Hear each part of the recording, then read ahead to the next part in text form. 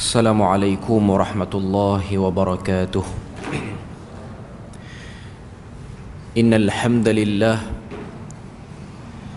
nahmaduhu wa nasta'inuhu wa nastahdihi wa nastaghfiruh wa na'udzu billahi min shururi anfusina wa min sayyiati a'malina. Man yahdihillahu fala mudilla lahu ومن يضلله فلا هادي له. أشهد أن لا إله إلا الله وحده لا شريك له وأشهد أن محمدا عبده ورسوله. يا أيها الذين آمنوا اتقوا الله وقولوا قولا سديدا يصلح لكم أعمالكم ويغفر لكم ذنوبكم ومن يطع الله ورسوله فقد فاز فوزا عظيما. الحمد لله الذي بنعمته تتم الصالحات. ربنا آتنا من لدنك رحمة وهيئ لنا من أمرنا رشدا.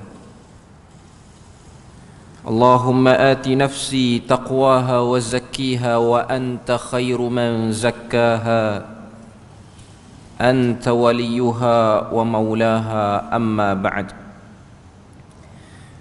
Alhamdulillah, syukur pada Allah Azza wa Jal kerana dengan rahmat dan juga limpah kurnia yang Allah Ta'ala berikan dapat kita bersama sekali lagi pada malam ni, menyambung perbahasan daripada 40 amalan mudah menurut sunnah. Sambungan kita pada malam ni insya-Allah sunnah yang ke-35, iaitu doa sebelum memberi salam dalam salat, ataupun lebih spesifik lagi ialah doa selepas selesai membaca tasyahud sebelum memberi salam. Jadi kita perhatikan dulu hadis yang diletakkan oleh penulis. Hadis ni lah hadis yang diriwayatkan oleh Al-Imam Abu Daud dalam kitab beliau, iaitu Sunan Abi Daud, daripada Abu Saleh, daripada sebahagian sahabat Nabi sallallahu alaihi wasallam. Tidak dinyatakan siapa sahabat tu, cuma disebut dia ambil daripada sahabat Nabi. Jadi sahabat Nabi ni dia dalam istilah ilmu rijal dia panggil majhul, tak diketahui. Tapi kalau majhul itu daripada sahabat, dia tidak memberi kesan yang ketara pada sahih dan dhaifnya hadis tu, pada dhaifnya hadis tu. Maknanya hadis tu masih lagi selamat daripada pendhaifan ataupun turun darjat dia. Okey. Qala an-nabiy sallallahu alaihi wasallam, ni pada muka surat 98. Qala an-nabiy sallallahu alaihi wasallam li rajulin. Nabi sallallahu alaihi wasallam bertanya kepada seorang lelaki, kaifa taqul fi salah? Maksud dia, bagaimana ataupun apa bacaanmu ketika mana kamu salat? Kamu baca apa dalam salat? Tanya Nabi pada lelaki ni. Qala, jawab lelaki ni, atashahhadu wa aqul Allahumma inni as'aluka al-jannah wa a'udzu bika minan nar. Maksud dia apa? Maksud dia, kata lelaki ni, bila mana Nabi tanya kamu baca apa dalam salat, dia jawab, dia kata aku membaca tasyahud, iaitu at-tahiyyatul mubarakatu lillah, yang biasa itulah, dan aku akan menyebut doa ini. Apa doa itu? Allahumma inni as'alukal jannah wa a'udzu bika minan nar.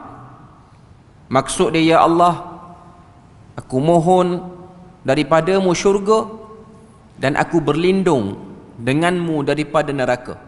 Itu doa yang dibaca oleh lelaki ini bila mana selesai tasyahud sebelum beri salam. Lepas pada itu lelaki ini sambung lagi dengan dia kata, ama inni, adapun aku, la uhsinu dandanataka wala dandanata Mu'adz.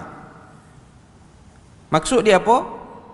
Maksud dia, aku ni tidak pandai baca doa macam mana doa yang kamu ucapkan, wahai Rasulullah, dan juga doa yang diucapkan oleh Muaz bin Jabal.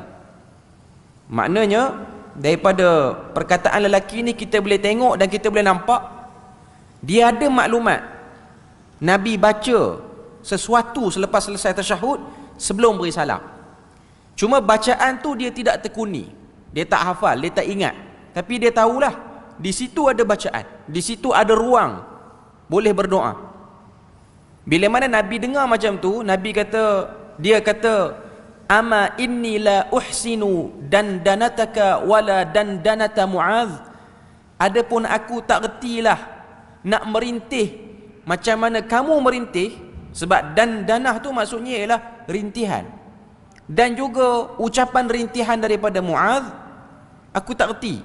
Bila mana Nabi dengar perkataan tu, Nabi kata, faqala Nabi, kata Abu Saleh yang meriwayatkan hadis ni, haulaha nudandin.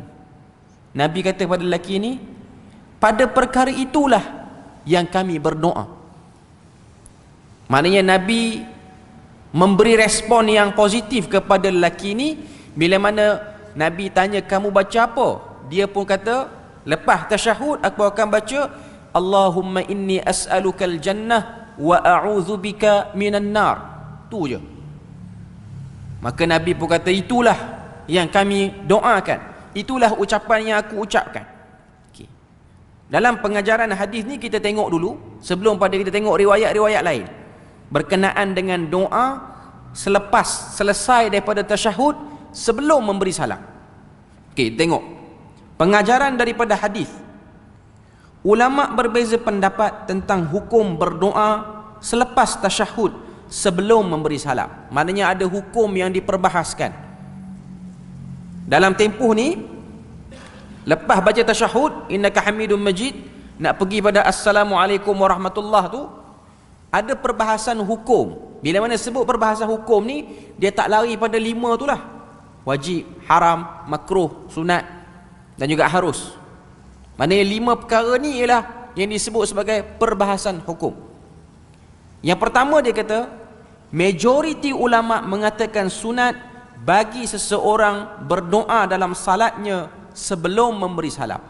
Jumhur ulama, perbuatan berdoa selepas tasyahud sebelum beri salam itu ialah sunat. Apa istidlal dia? Istidlal ataupun pengambilan dalil oleh jumhur ulama ni berdasarkan daripada satu hadis riwayat Bukhari, bila mana Nabi bersabda, Nabi kata, thumma yatakhayyaru minad du'ai a'jabahu ilaihi fayad'u. Kemudian daripada selesai membaca tasyahud tu, selesai dia baca tasyahud, dia boleh memilih doa yang dia suka, lalu dia pun berdoa. Jadi bila mana Nabi kata fayad'u itu, thumma yatakhayyar minad du'a, dia boleh pilih apa-apa doa, kemudian dia berdoa. Itu menunjukkan bahawasanya perbuatan berdoa selepas tasyahud sebelum beri salam ianya ialah sunat. Kemudian apa lagi yang dia sebut? Dia kata hadis ini menunjukkan bahawa doa sebelum memberi salam itu sunat, kerana Nabi sallallahu alaihi wasallam memberikan pilihan kepada seseorang untuk berdoa dengan apa sahaja doa yang dia suka. Itu juga yang disebut oleh Ibn Rajab Al-Hambali dalam syarah dia kepada Sahih Bukhari, namanya Fathul Bari juga. Cuma Fathul Bari Ibn Rajab ni dia tak berapa popular. Dia lebih popular Fathul Bari Ibn Hajar Al-Asqalani. Dan memang Ibn Rajab tak sempat menyelesaikan syarah Sahih Bukhari ni. Dia hanya sempat sampai dekat Kitabul Hajj, dengan sebab meninggal sampai ajal dia. Cuma yang ada saki-baki daripada syarah dia tu masih lagi wujud sampai sekarang dan dicetak, tapi dia tak komplit lah. Okay. Jadi Ibn Rajab Al-Hambali kata daripada doa, daripada hadis Nabi tadi itu, Nabi bagi pilihan, maknanya ianya ialah isyarat kepada sunat berdoa selepas pada tasyahud sebelum pada beri salam. Cuma sebahagian daripada kita dia kurang perhatian pada bab ni.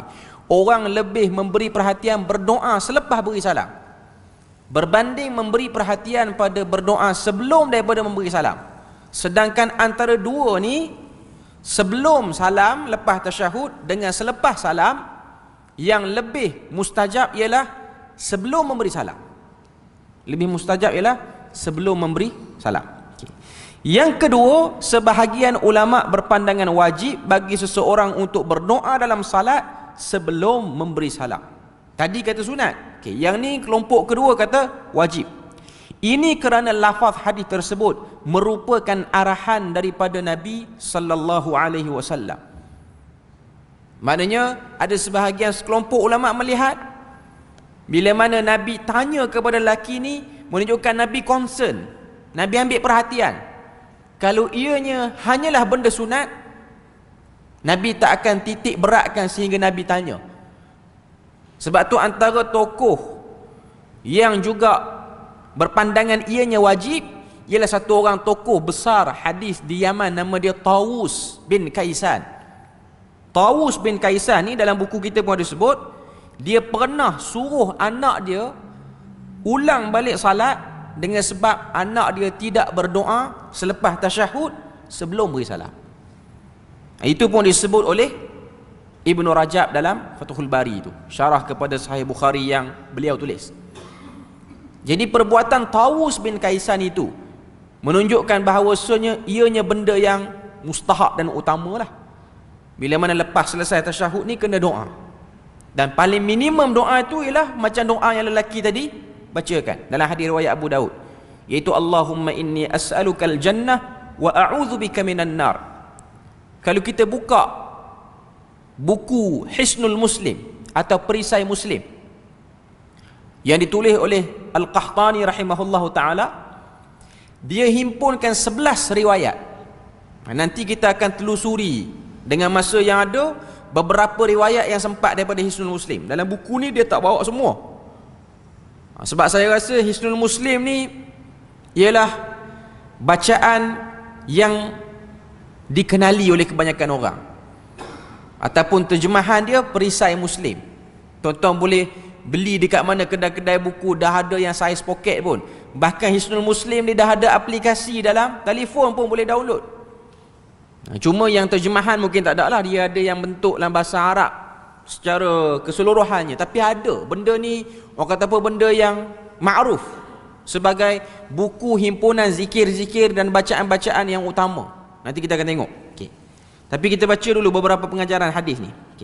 4 perkara tersebut ialah perkara yang disebut, ni muka surat 99.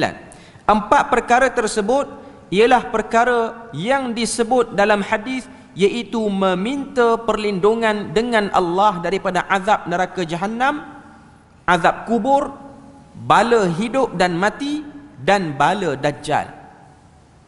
Kebanyakan riwayat dia akan fokus pada 4 benda ni, permintaan selepas selesai daripada baca tasyahud sebelum beri salam, iaitu minta lindung daripada azab neraka Jahannam, minta lindung daripada azab kubur, minta lindung daripada bala hidup dan mati, dan juga bala Dajjal.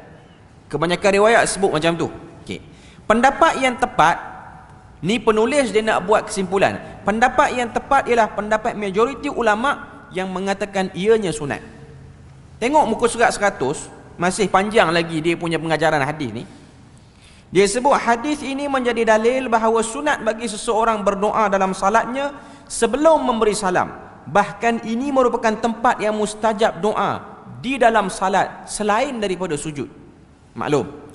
Terus lagi, lafaz doa yang disebutkan dalam hadis ini sangat ringkas tetapi mengandungi kebaikan yang sangat besar. Ini kerana tidak ada nikmat yang paling besar melainkan seseorang itu mengecapi syurga Allah Azza wa Jalla. Memang pengharapan seorang Muslim, dia nakkan kepada syurga dan jauh terhalang dia daripada neraka. Itu ialah matlamat dan objektif utama seorang Muslim.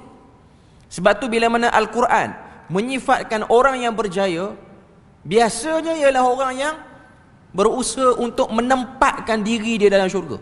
Itu maksud orang yang berjaya. Manakala tidak ada kerugian yang paling besar melainkan apabila seseorang itu dimasukkan ke dalam neraka Allah. Oleh itu, doa ini merupakan doa terpenting yang mesti dilazimi oleh setiap muslim dalam salatnya. Sebab itulah Nabi beri, orang kata apa, pengiktirafan pada doa lelaki yang dalam hadis tadi, bila mana dia kata, aku tak reti baca doa macam kamu baca, dan juga macam Muaz baca. Tapi dia dah minta benda yang utama, iaitu minta dapat syurga dan terhindar daripada neraka. Seterusnya dia sebut sini, terdapat doa lain yang disebutkan dalam hadis tetapi lafaznya sedikit panjang. Berikut antara doa yang sahih daripada Nabi sallallahu alaihi wasallam yang diriwayat daripada Imam Muslim. Sabda Nabi sallallahu alaihi wasallam, "Idza tashahhada ahadukum falyasta'iz billahi min arba'." Kata Nabi, bila mana salah seorang daripada kamu tasyahud, selesai dia baca tasyahud, maka hendaklah dia minta perlindungan daripada 4 perkara. Yaqul, apa yang dia kena ucap? Allahumma inni a'udzubika min azabi jahannam. Ya Allah, sesungguhnya aku minta perlindungan denganmu daripada azab neraka Jahannam. Wa min azabil qabr, daripada azab kubur. Wa min fitnatil mahya wal mamat, daripada fitnah ataupun bala waktu hidup dan juga bala selepas daripada kematian. Wa min syarri fitnatil masihid dajjal, dan daripada buruknya kejahatan bala yang datang daripada al-masih ad-dajjal. Ini riwayat pada Muslim. Nanti kita akan tengok satu riwayat daripada Imam An-Nasa'i, dia panjang lagi. Riwayat daripada An-Nasa'i dalam Sunan An-Nasa'i dan juga dalam Amalul Yaumi wal Lailah. Sebab Imam An-Nasa'i ni pun dia dihimpunkan buku khusus yang lebih kurang macam Hisnul Muslim, tapi dia lagi awal lah daripada Hisnul Muslim ni. Yang dalam tu dia ada letakkan bacaan-bacaan doa-doa utama harian kita. Okay. Jadi hadis riwayat Muslim tadi itu antara doa yang diucapkan dan fokus kepada 4 perkara, minta perlindungan kepada Allah Azza wa Jalla. Okay. Abu Bakar, muka surat 101, Abu Bakar radhiyallahu anhu berkata kepada Rasulullah sallallahu alaihi wasallam, yang ini riwayat pada Bukhari, "Allimni du'aan ad'u bihi fi salati."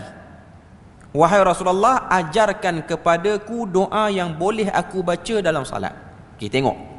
Sebelum pada kita tengok konten isi pada hadis tu, kita nak tengok juga cara sahabat bertanya pada Nabi dan cara Nabi memberikan sesuatu berdasarkan daripada permintaan sahabat. Okay. Pertama, kalau tuan-tuan tengok suasana masyarakat pada waktu itu, mereka telah meletakkan Nabi sebagai orang yang paling dipercayai untuk urusan akhirat. Maknanya apa-apa saja benda yang boleh memberjayakan diri di akhirat, semua sahabat akan rujuk Nabi. Hatta pada benda-benda yang kita kira common, biasa, general je, umum je benda tu. Tengok soalan Abu Bakar, "Allimni du'aan ad'u bihi fi salati." Ajarkan kepadaku doa yang aku boleh ucapkan dalam salat.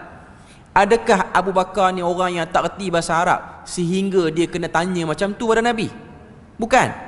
Bahkan mereka-mereka yang hidup zaman Nabi ni, para sahabat radhiyallahu anhum dan orang-orang yang sekitar dengan zaman para sahabat ni pun, tabi'in dan tabi'ut tabi'in, mereka ini penutur bahasa Arab yang asli.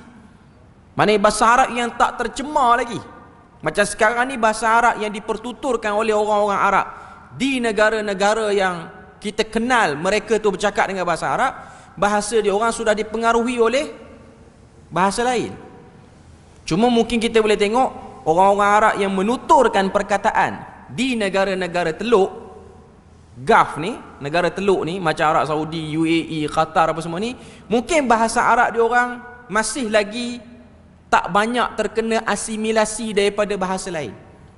Tapi kalau contoh negara-negara macam dataran Syam, di Jordan, Palestin, Iraq sebahagiannya, mereka ni terkesan dengan sebahagian daripada pengaruh bahasa Hebrew ataupun bahasa Ibrani. Sebab ini ialah kawasan yang diperintah oleh Rom dulu. Itu pertuturan. Ataupun kita tengok Mesir. Mesir ni bukan negara Arab, dia duduk di benua Afrika. Cuma orang di negara dia menuturkan bahasa Arab sebagai bahasa utama. Tapi walau macam mana pun, bahasa Arab yang dipertuturkan oleh penduduk Mesir sudah mengalami asimilasi, maknanya bias, kena pada bahasa lama, iaitu bahasa yang dipertuturkan pada zaman Mesir purba dulu. Sebab tu dia punya lenggok dan dia punya penyebutan perkataan kadang-kadang berbeza. Kita tengok orang-orang yang di belah Maghrib, di Morocco, Maghribi lah, di Algeria, Aljazair, ataupun kawasan-kawasan itulah, negara-negara yang bertutur dengan bahasa Arab, mereka punya bahasa bercampur dengan bahasa Barbar dan juga bahasa Sepanyol, yang kadang-kadang kita tak boleh faham. Maknanya kelompok orang Arab pun tak semua boleh faham apa yang dipertuturkan oleh orang di situ. Sebab dia ada cuma satu bahasa yang disebut sebagai bahasa rasmi dalam bahasa Arab yang dipertuturkan secara general. Maknanya bahasa persuratan dia orang. Dia macam kita lah. Kita orang Melayu, Malaysia, tanah Melayu dengan Indonesia, hakikatnya bahasa induknya ialah bahasa sama, iaitu bahasa Melayu. Tapi kita membawa asimilasi daripada budaya persekitaran. Sebab di Indonesia dia orang akan angkat juga bahasa Jawa sebagai bahasa pertuturan. Cuma kita tanah Melayu ni cakap bahasa Melayu, dia lebih kepada lorat daerah, dia tak jauh sangat. Macam Indonesia ni dia ada Jawa dan dia ada bahasa Indonesia tu sendiri. Macam negara Arab dia ada bahasa Arab. Negara-negara Arab ni tuan-tuan kena faham, bila mana sebut negara Arab, ia merujuk kepada negara Arab Teluk. Kuwait, Qatar, ni ialah negara-negara yang duduk kawasan-kawasan teluk ni, semenanjung tanah Arab ni. Mereka penutur, kita kategorikanlah mereka ni penutur bahasa Arab jati lagi lah. Walaupun sekarang ni bahasa Arab dia orang yang dipertuturkan harian tu dah jauh beza dengan pertuturan orang Quraisy pada zaman Nabi ni. Quraisy pada zaman Nabi ni dia dah lain, totally lain. Dia macam kita lah, bahasa orang yang duduk tahun 1400, 1500, of course bahasanya berbeza dengan bahasa yang dipertuturkan oleh sekarang. Itu ialah benda yang kita nak tahulah. Cuma saya nak sebutnya ialah Abu Bakar, Umar, sahabat-sahabat ni, mereka bukanlah orang yang tak reti bahasa Arab sehingga kena minta orang karangkan doa untuk dia. Sebab mereka kaya dengan bahasa, mereka suka bersyair, itu kebiasaan dia orang, menunjukkan itu budaya dia orang dan kefasihan dia orang. Sebab memang antara kebanggaan orang Arab ialah fasihnya satu orang tu menuturkan bahasa Arab dan boleh bersyair dengan baik. Syair tu kita kena faham juga, syair bahasa Arab ni dia bukan macam syair kita orang Melayu. Syair kita ni dia lebih kepada irama tu ada. Syair Arab ni dia ikut kepada keperluan. Bila mana rangkap-rangkap syair itu untuk peperangan, dia akan bunyi lebih tegas, lebih bersemangat. Kalau untuk puji orang, dia akan bunyi mendayu sikit. Cuma dia adalah orang yang belajar bahasa Arab, dia akan tahu. Siap ada dia punya macam satu teori dia lah. Dia panggil ilmu arud wal qafiyah untuk bahasa Arab ni. Untuk sastra Arab ni, dia ada dia punya lenggok dan irama dia sendiri. Itu kita cerita lain. Cuma saya nak sebutnya ialah soalan Abu Bakar ini menunjukkan concern Abu Bakar, takut-takut apa yang dia ucapkan dengan pengetahuan bahasa dia dan kefasihan bahasa dia tu tak tepat seperti mana yang dikehendaki oleh Allah Azza wa Jal, dan juga tak tepat seperti mana yang ingin ditunjukkan oleh Nabi. Balik semula kepada muka surat 101 ni, bila mana Abu Bakar tanya soalan tu pada Nabi, Nabi berkata, Allahumma inni zalamtu nafsi zulman kathira wa la yaghfiru dhunuba illa anta faghfir li maghfiratan min indik warhamni innaka antal ghafurur rahim. Yang ni lain, beza lebih pada separuh ataupun kita kata 90% beza daripada doa-doa yang dah kita lalui tadi. Maknanya Nabi ajar kepada Abu Bakar untuk baca doa ni selepas pada tasyahud sebelum beri salam. Doa tu bunyi, Allahumma inni zalamtu nafsi zulman kathira. Maksud dia, wahai Allah, aku telah menzalimi diriku dengan kezaliman yang banyak. Wala yaghfiru dzunuba illa anta, dan tiada yang boleh mengampunkan dosaku melainkan kamu. Faghfirli, ampuni aku, maghfiratan min indik, dengan keampunan yang sempurna daripadamu. Warhamni, dan rahmati aku, innaka antal ghafurur rahim, sesungguhnya engkaulah Tuhan yang maha pengampun lagi maha mengasihani. Jadi doa ni dia punya bentuk tu lain daripada riwayat Muslim tadi. Sebab riwayat Muslim tadi fokus kepada perlindungan daripada azab neraka Jahannam, azab kubur, fitnah hidup dan mati, dan juga fitnah Al-Masih Ad-Dajjal. Okay. Kemudian dia sebut, dia kata, namun doa-doa di atas ini panjang. Jika mampu dihafal, maka ia sangat baik. Jika tidak mampu, maka boleh berdoa dengan doa ringkas yang disebut dalam hadis ini, iaitu minta daripada Allah syurga dan meminta perlindungan dengan Allah dari neraka. Sampai sini ada beberapa persoalan yang kita kena timbulkan. Pertama, bila mana satu orang tu bukan penutur bahasa Arab, macam kita lah, kita bukan bercakap bahasa Arab. Okay. Waktu nak ambil peluang berdoa selepas tasyahud, nak pergi ke salam tu, ada orang katanya, boleh tak nak berdoa dalam bahasa Melayu? Ada orang pernah tanya soalan ni. Okay. Pertama, saya nak sebut dulu, yang utamanya ialah kita kena tahu doa-doa daripada Nabi dan kita cuba hafal. Itu yang utama. Isu berdoa dengan bukan bahasa Arab, dengan melafazkannya, melafazkan, maknanya bunyi, kebanyakan para ulama tidak membenarkan kalau dalam solat. Sebab kita duduk dalam solat lagi tu. Maknanya kalau kita lafazkan, kita dah bercakap dengan bukan bahasa Arab tu. Kita bercakap dengan bahasa kita. Okay. Ada sebahagian ulama kontemporari dia meringankan, boleh berdoa, tapi jangan lafazkan sehingga kalau solat orang dengar. Maknanya orang duduk tepi tu dengar kita minta apa. Tapi yang utama macam saya sebut tadi lah, ambillah doa daripada hadis Nabi, cubalah hafal, cuba tekuni, kita akan dapat benda tu. Paling-paling basic. Kalau tuan-tuan tengok hadis yang dah kita lalui tadi, hadis daripada Abu Daud tadi, bila mana Nabi tanya, lelaki tu pun kata, aku hanya minta Allahumma inni as'alukal jannah wa a'udzubika minan nar. Itu paling basic. Dan saya rasa tak berat untuk satu orang hafal potongan doa ini. Allahumma inni as'alukal jannah wa a'udzubika minan nar. Pendek ya. Memang kita boleh hafal pun. Mungkinlah awal-awal tu kita rasa macam kekok, tapi dia boleh. Untuk satu orang tu dia, orang kata apa, meningkatkan doa-doa yang terbaik ni. Okay. Tapi kalau kata kita ada banyak hajat, kita nak doa, saya duk tanya ramai lah guru-guru yang jadi rujukan, dia kata doa dalam hati dah lah. Kalau tak reti dalam bahasa Arab tu, sebutlah hati je, jangan lafazkan. Itu yang lebih selamat lah. Jangan lafazkan. Maknanya kita doa dalam hati kita lah waktu tu.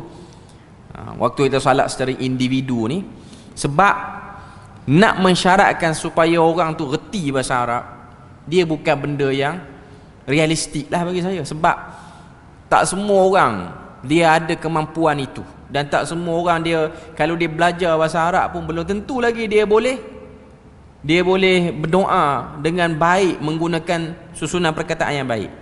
Sebab tu yang pertama kita kena ambil doa-doa pada hadis Nabi dulu. Tuan-tuan pernah tengok tak ada satu video orang viral, ada satu orang berdoa depan Kaabah. Orang tu mungkin orang daripada Afrika lah kot, tengok daripada gaya tu orang kulit hitam.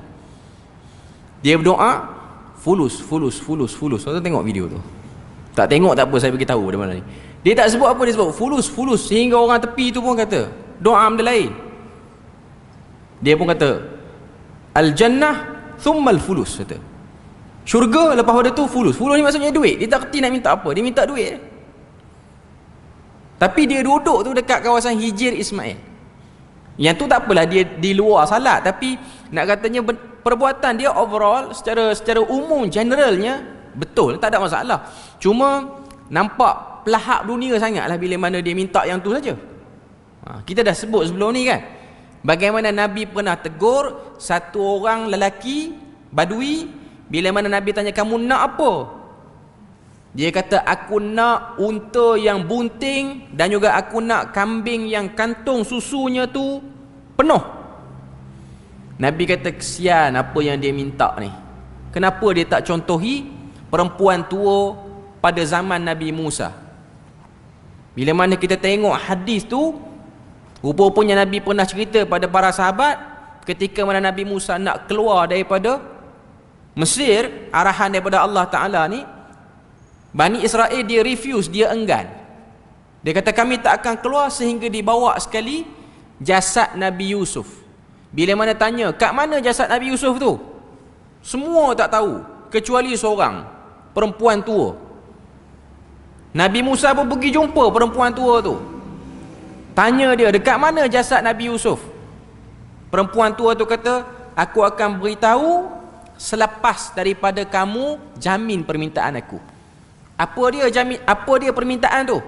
Permintaan tu ialah, pastikan aku punya tempat di akhirat nanti dalam syurga dekat dengan kamu. Dapat jaminan ni, aku beritahu dekat mana jasad Nabi Yusuf tu. Akhirnya Nabi Musa jamin, dan lepas pada tu orang kata apa, dia pun tunjukkan dekat mana terletaknya jasad Nabi Yusuf tu. Jasad Nabi Yusuf terletak dalam satu tasik, kena buat keluar dulu air dia, keluar ke tempat lain baru boleh tarik. Nabi kata kepada lelaki Badui tu, kalau nak minta apa-apa, contohi perempuan tua dalam cerita Nabi Musa tu. Dia minta benda yang penting dan utama. Sebab permintaan lelaki Badui tu ialah permintaan dunia. Macam yang dalam video tadi, duk fulus dekat dengan 10 kali. Okay. Jadi tak salah nak minta yang tu, cuma lekeh lah kita kira matlamat hidup dia tu terlalu sempit dan dekat sangat. Sebab kalau duit banyak pun tak kerti nak urus, dia tak menjemput apa-apa kebaikan, bahkan dia menjemput kesusahan juga di akhirat nanti.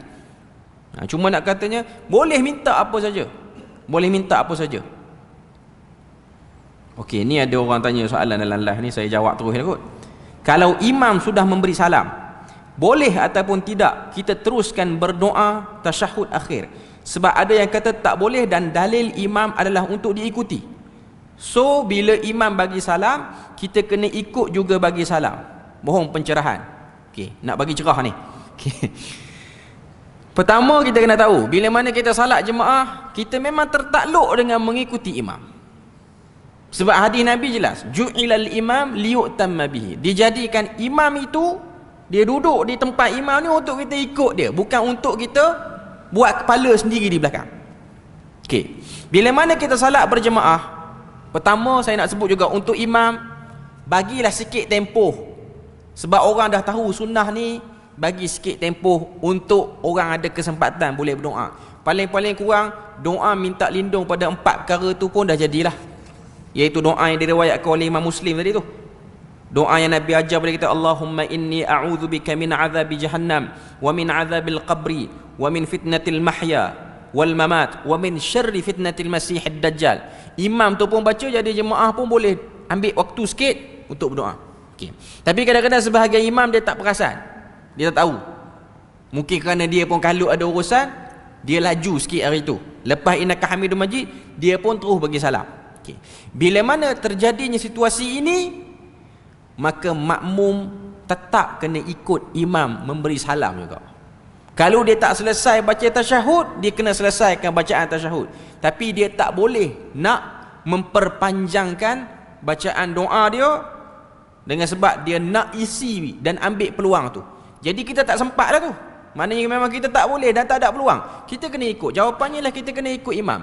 Jadi kita nak berdoa kat mana? Salat sunat nanti. Salat sunat nanti. Isu yang sama bila mana satu orang dia nak berdoa dalam sujud. Kan ada sebahagian orang kita bila mana dia berdoa dalam sujud, imam dah nak dekat bagi salam, dia tak bangkit lagi daripada sujud dia. Perbuatan tu salah. Dia taklah sampai pada tak sah salat, tapi dia mukhalafatul imam. Dia berselisih dengan imam pada orang kata apa, tempoh yang agak lama. Dia nak sujud panjang, seeloknya salat itu ialah salat individu. Ada orang dia buat benda tu, dah jadi tabiat dia.